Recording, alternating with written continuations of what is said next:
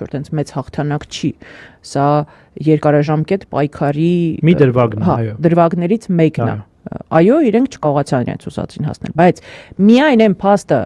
որ ես Մայրաթորի տարածքում կրկին տեսա հազարավոր ոստիկանների, իդեպ ես չգիտեմ ոնց այդպես ստացվեց ինչ որ պահի,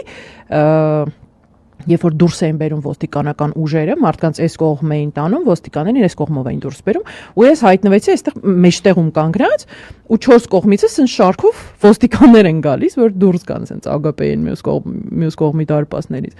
Ու ես ասենց կանգնած եմ 4 կողմից, ոնց ֆռում եմ, այսինքն իմ վրա շարքերով ոստիկաններ են գալիս, բավականին տհաճ